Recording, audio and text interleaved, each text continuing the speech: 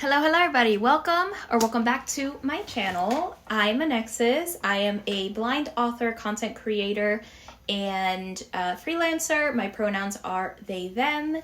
And welcome to this video. So today it is time to return back to Billionaires of Boston by Naima Simone. I previously reviewed the fourth book. So yes, I'm reviewing the series out of order in the channel. I will link it in the description if you are interested in seeing the review.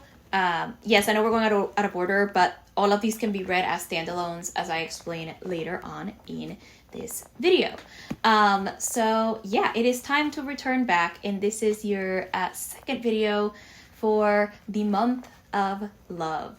By the way, good news. I actually found the fifth video I'm going to do, and it's probably going to be a little longer, but it's okay.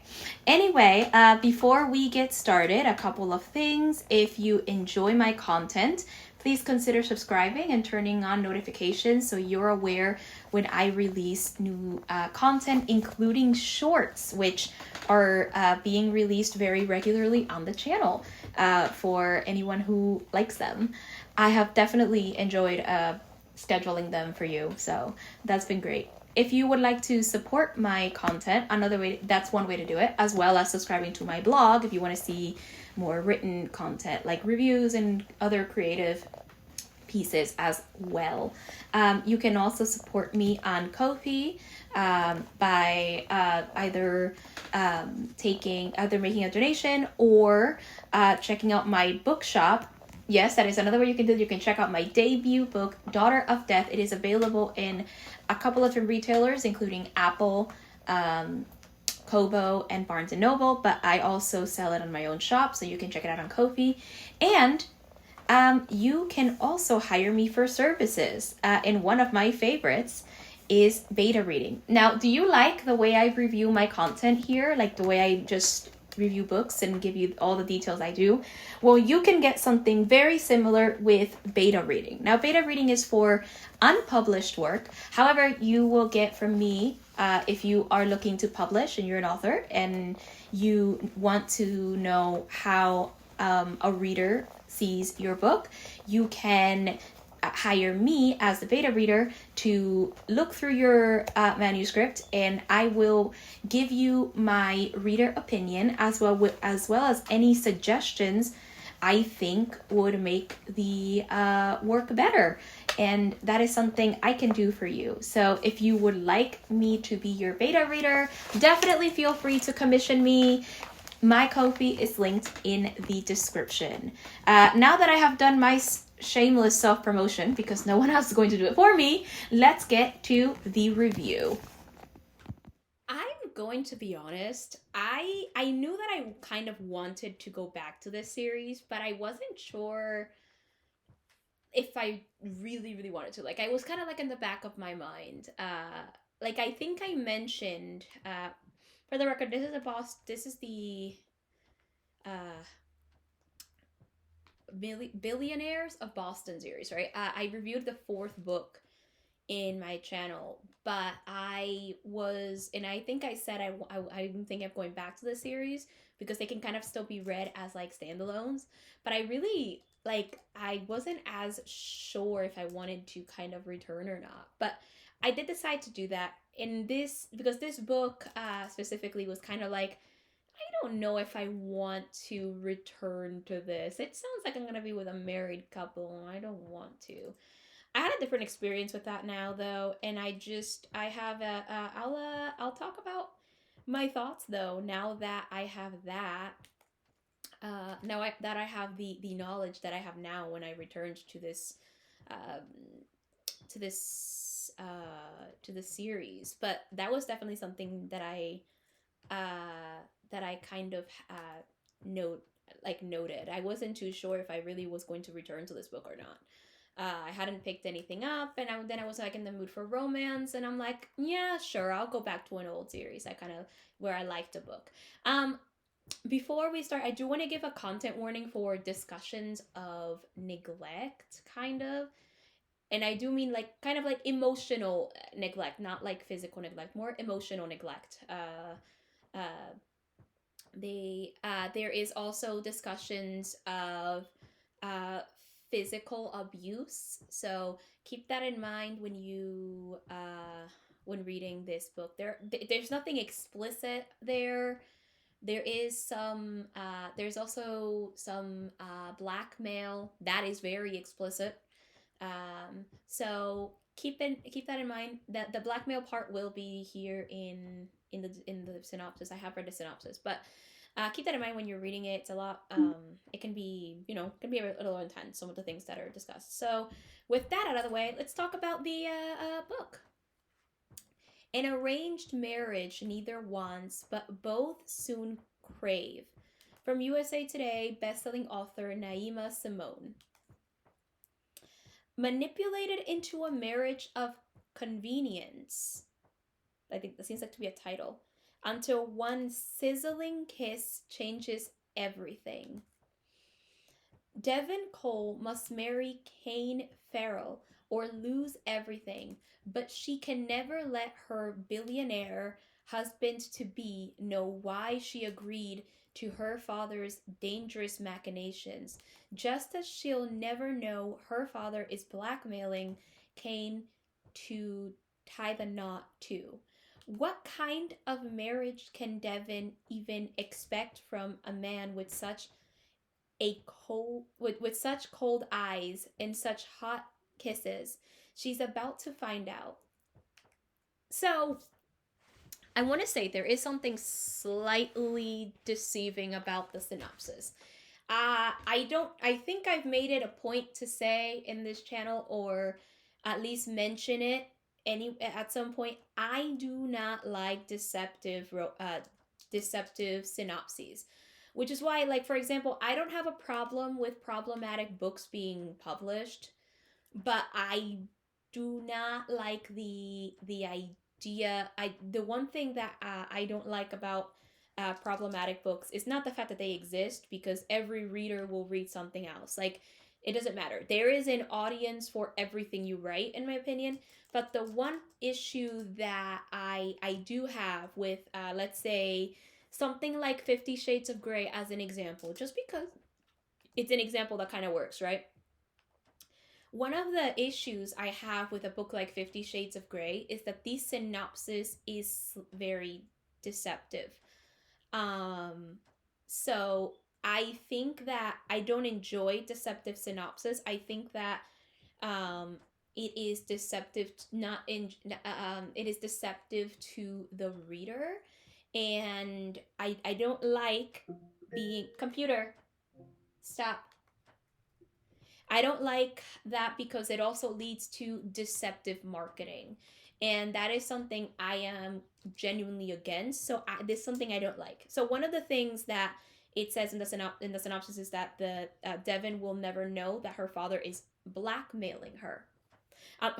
Blackmailing Kane. But that's not true, because she does know that he's being blackmailed. She does know, and she kind of like, I think like in the book she kind of like why would he agree to this, and I think he says something where she's just like, she kind of realized that he's being blackmailed. But also she also knows because Kane blames her and believes she's an accomplice to the blackmail. So no, Devon knows that he's being blackmailed, and I just don't like this like very deceptive part of the synopsis. And I want to bring that up just because I think it's important to do that. Personally, I don't like any kind of deceptive marketing or any kind of deceptive. I don't like deceptive marketing, and I don't like deceptive synopsis because of it. So I just wanted to bring that up. But besides that, here's the rest of the review.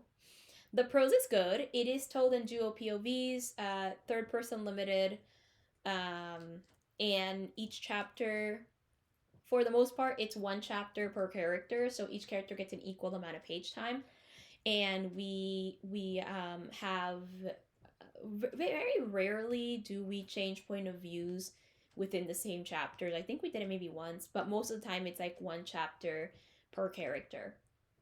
So in the 17 chapters of the book, they kind of get an equal amount of page time. It works out. It's fine. The pacing is good. Now, I want to talk a little bit about this pacing just because I want to give a something. I want to mention something. So when I look for this, so I found this on Bookshare, and one of the things I saw is that it seems to be it may be being advertised as a slow burn romance. I'm double checking right now, and I'm gonna let you know how this kind of shows up, because I want to mention this. And this happens, there's like a subtitle sometimes. So look at this. The subtitle for this does say slow burn. And I do want to say, not to get deceived by the possible it seems like the subtitle, is going to be, is slow burn. Although Bookshare also mentions a couple of other things, but it seems to be that slow burn is a subtitle, at least the way it shows up. I don't want you to be deceived. This is not a slow burn romance. This is insta love. My insta love with enemies to lovers, I'd say. Enemies to lovers is a trope I enjoy. Insta love, not so much. Insta love has to be done in a way that feels great. And I think the insta love works for this book. It does, because it doesn't feel so... because the characters do have chemistry and tension, so it helps. But this is not a slow burn. This is an insta love, and there is a difference between slow burn and insta love. And yeah, no, I don't consider this slow burn. I at least not in my opinion, this is not a slow burn. So I just kind of want to let you know, because if this is advertised as slow burn, I don't believe it to be the case. This is mainly insta love with enemies to lovers. And these tropes are good. At least enemies to lovers is good. Insta love is not my favorite, but it's not something I hate. Again, tropes are not inherently bad. Only execution is. So I just find that the I just kind of find that the idea of like this being possibly advertised as slow burn, or having the subtitle for slow burn, I think that's deceptive too. So I just wanted to bring that up. But I do like the insta love in this. It works, you know. It just, if it works. It's not too bad. It really does work. So with that in mind, I enjoyed it in general. The characters, I'm sorry, the themes brought up were kind of interesting. I think that they're given a somewhat good amount on the page. It's not great, it's not bad, it's just there. So I think they're given some time I think they're giving somewhat enough time on the page. It's not my favorite, it's just there, you know? They are kind of, a lot of them are kind of sacrificed, a lot of it, in order for the romance, which is something I dislike. I do not like when other themes and plot lines are just put in the background in order for the romance to be the center of it. In my opinion, either write straight up romance and get rid of like the certain themes that maybe you're not going to give enough time for, or give them an equal amount of page time, and don't sacrifice other themes and plot lines for romance. I dislike that so much in a lot of the category romance I read. The other thing is just the characters are good.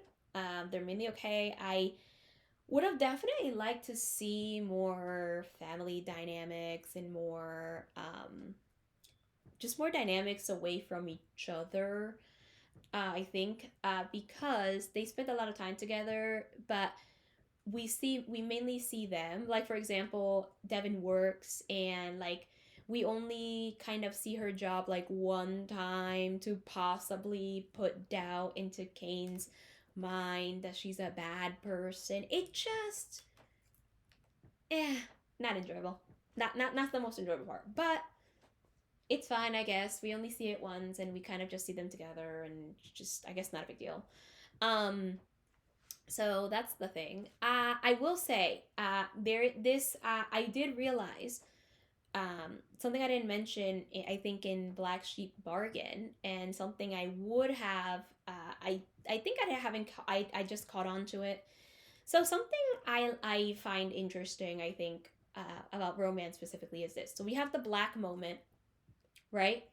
And in the black moment, usually most of the time it is a breakup, which is why I wrote it very differently.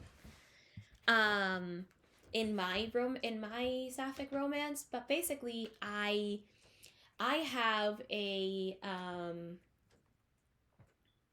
I have a thing with this, right? So most of the time that the black moment involves some kind of miscommunication that involves the characters breaking up. This is no different. This is the case. They genuinely just like break up for a while, and then and then you find that there's a scene where Kane realizes, damn it, I fucked up. And then there's a 1 week time skip. And in this 1 week time skip, we get a summary of what she's been doing, kind of, but and then we have Kane in the last chapter apologizing, and they get back together and have their happily ever after, right? So here's the thing. I don't love this in any romance. Not just this romance, just any romance. The thing is that I find, maybe this is just a me thing. So as a reader, I kind of want to just see the work. I want to see you as the person apologizing. I want to see the work that happens after the black moment, after y'all break up. I want to. I'm glad I saw the realization, but I kind of want to see more. Like, I want to see, like, the last chapter of this book is written entirely in um uh Devin's point of view, so we don't even see we don't even see we don't even see Kane's point of view. So I would love, though, to see a little bit more of the work that he chose to do for this apology. Like, I want to see maybe him dealing with like why maybe dealing with what happened, maybe just in general just doing more work for the apology. Like, I kind of want to see more growth in the black moment that led up to the apology. I don't just want the time skip. I want the in between stuff that happens, the in between stuff that leads to the apology that you are giving the love interest. I feel like that's not a lot to ask for, and I just feel like it would make, for me personally as a reader, I would like that, because I feel like it would make the black moment more interesting. And we just keep getting, now I don't mind formulas, by the way, but it can be argued that formulas do make things so formulaic that there's very very rarely like a change in them. I don't mind this as much. I mean, I read Sarah J Maas. Most of the books that Sarah J Maas has written, I think she took a better like a different like chance with, I think, Akatar and Crescent City a little bit more. But the thing with formulas is that they do end up very formulaic, and they can be very like, they can be kind of like, oh yeah, this is what's going to happen. They can be kind of predictable. And there's nothing wrong with predictable. It just is a thing that you have. It can be kind of predictable.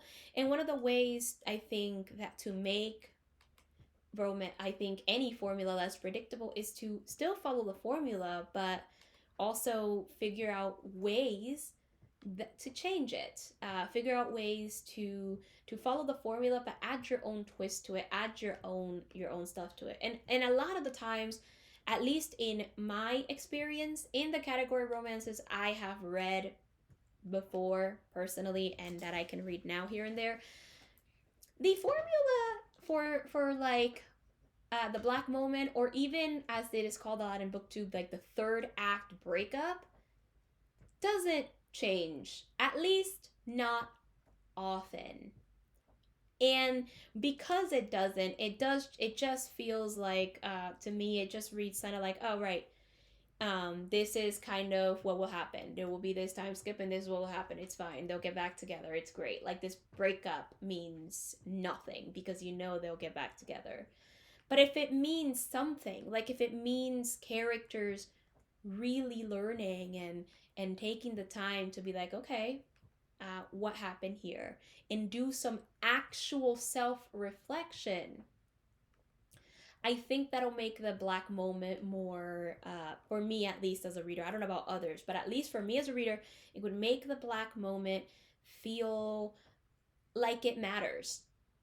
Because with this kind of black moment where it's just like, oh, they broke up, miscommunication, fucking talk, yay, it just means nothing. Like, it means so little, because the conventions of romance are meet cute and happily ever after / happy for now. And that's fine. I just think it needs to be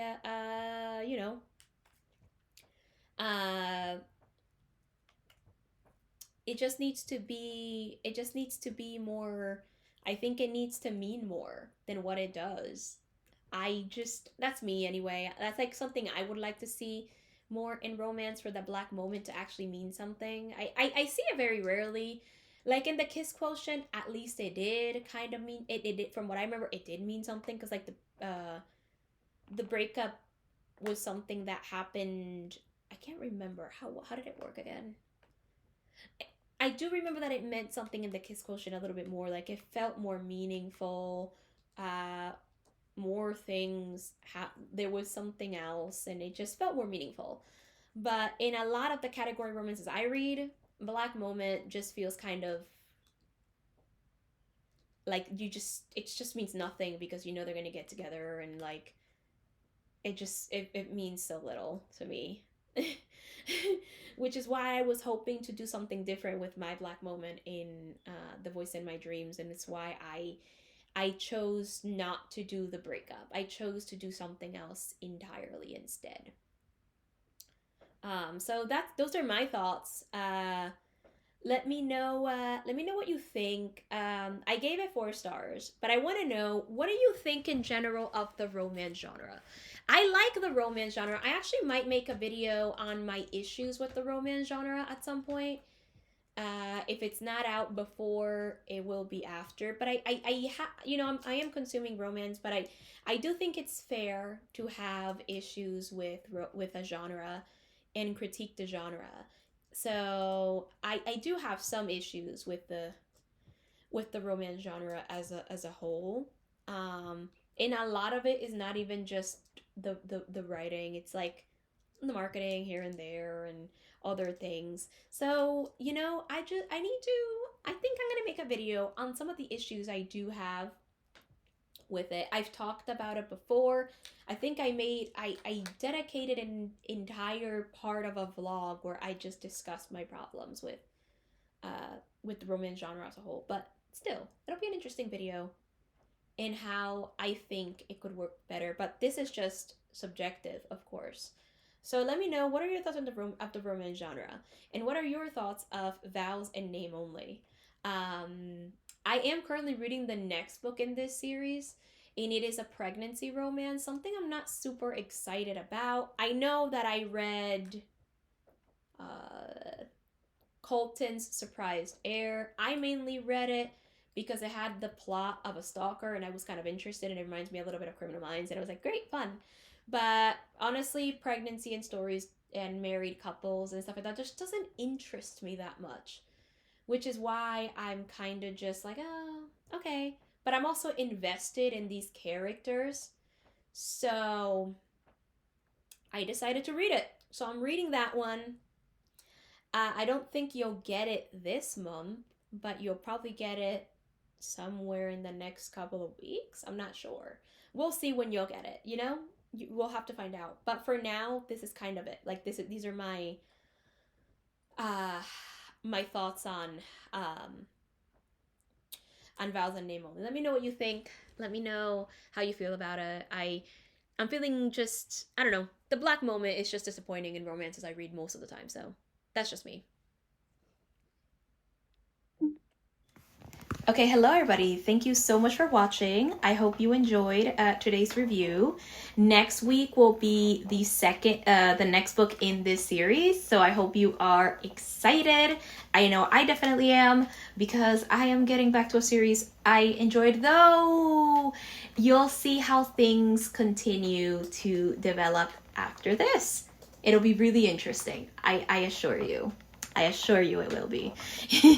Anyway, if you have enjoyed today's video, make sure to comment and give it a like, as well as subscribe to the channel. If you enjoyed my content, make sure to turn on notifications so you are notified when I release videos. If you would like to support my content, that is one way to do it. You can also subscribe to my blog and my website, and you can check me out on Ko-fi, where you can make donations, check out my bookshop, and make so you can check out my book, and as well as other retailers if you don't want to buy directly from Ko-fi. But if you would like to support me, that's one way to do it. Or you can hire me for commissions, including beta reading, which, if you like my reviews, will be very similar. It is for unpublished authors. If you would like me to take a look at your manuscript and give you a reader opinion, you can definitely feel free to check out my commissions and hire me. And I am more than happy to do that. I will give you my reader opinion and any suggestions I think that would make the work better. With that in mind, thank you so much for watching again. And until next time, consume stories. Bye!